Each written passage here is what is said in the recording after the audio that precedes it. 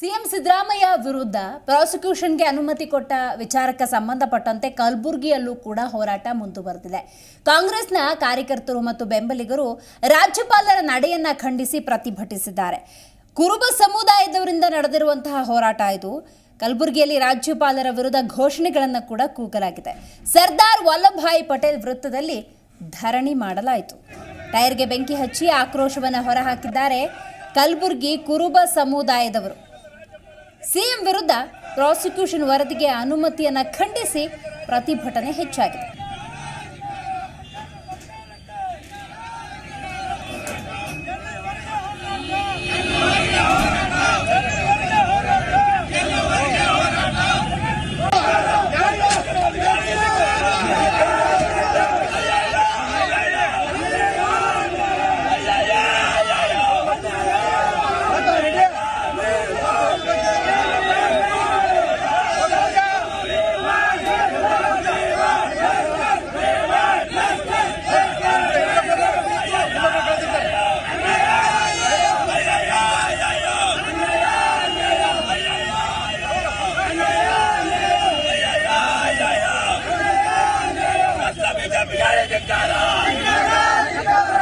ನೋಡಿ, ದೃಶ್ಯದಲ್ಲಿ ಗಮನಿಸ್ತಾ ಇದ್ದೀರಿ, ಕಲಬುರಗಿ ಕುರುಬ ಸಮುದಾಯದಲ್ಲೂ ಕೂಡ ಪ್ರತಿಭಟನೆಯ ಕಾವು ಅನ್ನೋದು ಹೆಚ್ಚಾಗಿದೆ.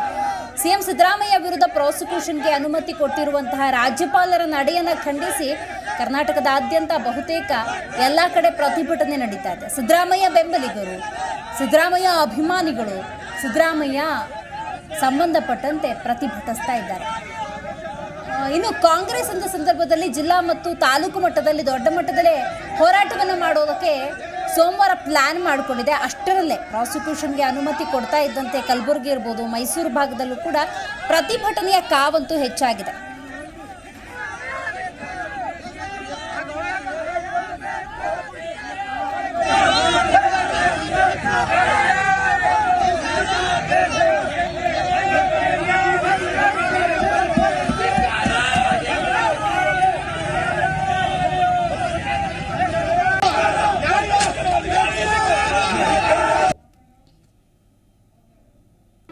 ಜಿ ಕನ್ನಡ ನ್ಯೂಸ್ ಈಗ ನಿಮ್ಮ ಮನೆಯಲ್ಲೇ ನೋಡಿ.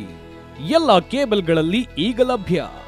ಸನ್ direct 292, Jio TV 1334, U digital 162, city cable 51, GTPL 17, Abhishek cables 821, rock line telecommunication 51, Shri Basaveshwara number 60, Vinayaka digital number 53, in digital number 896ರಲ್ಲಿ ನಿಮ್ಮಿಸ್ತದ ಜಿ ಕನ್ನಡ ನ್ಯೂಸ್ ನೋಡಿ ಆನಂದಿಸಿ.